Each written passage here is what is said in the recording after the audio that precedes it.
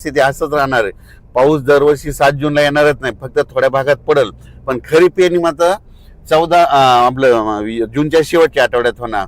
म्हणून आता 2027 बी धरा, 2028 आणि 2029ला तरी तुम्ही काय करा, वाटल्यास आतापासूनच लक्षात ठेवा पेरणी कधी होणार तर शेवटच्या आठवड्यातच होणार.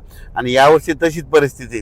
मी खूप दिवसापासून सांगत होतो निसर्ग पुढं सरकायला, पण याकडे कोणी दुर्लक्ष करत, सगळेजण दुर्लक्ष करत होते. पण आता खरी वेळ आली. आता बघा तुम्ही, दरवर्षी जूनच्या शेवटच्या आठवड्यात पेरणी होणार आहे, म्हणून हा अंदाज लक्ष. एल निनो बद्दल सांगायचं ठरलं तर एल निनो असो या नसो, दरवर्षी आपल्या महाराष्ट्रामध्ये, भारतामध्ये पाऊस येतो तर येतोच, ही गोष्ट लक्षात घ्यायची.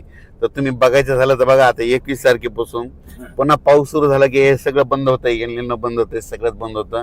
म्हणून शेतकऱ्याला सांगू इच्छितो, आपल्या भारताला 2 समुद्र आहेत, एक अरबी समुद्र, बंगालच्या खाडीचा समुद्र. अरबी समुद्रामधून जरी पाऊस नाही आला तर शेतकऱ्यांनी एक तारीख लक्षात घ्या, 20 सप्टेंबर एक कॅलेंडरमध्ये लिहून ठेवा. 20 सप्टेंबरला एक पाऊस येणार आणि शेतकऱ्याची ज्वारीची पेरणी करून देणार. म्हणून हे गणित लक्षात घ्यायचं. म्हणून म्हणतो एल निनो असो या नसो, दरवर्षी आपल्या महाराष्ट्रात पाऊस येणार हे निश्चित. एल निनो तुम्हाला सांगू इच्छितो 15-20 वर्षामध्ये कधीतरी एकदा उद्भवत असतो. दरवर्षी समुद्राचं तापमान सारखं नसतं. तर तुम्हाला सांगतो, हे जे एवढा 5-7 हजार किलोमीटर इतक्या दूरचा समुद्र आहे, ह्या समुद्रामध्ये तापमानामध्ये खूप तफावत असते.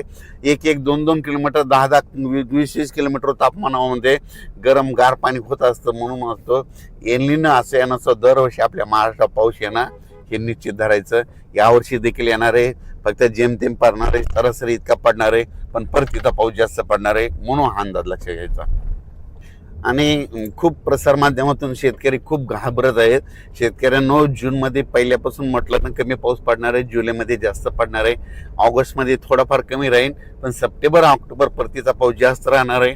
13 नोव्हेंबरला थंडी येणार आहे. म्हणून यावर्षी दोन्ही पिकं येणार आहे, एक तर खरीप पण येणार आहे आणि रब्बी पण येणार आहे.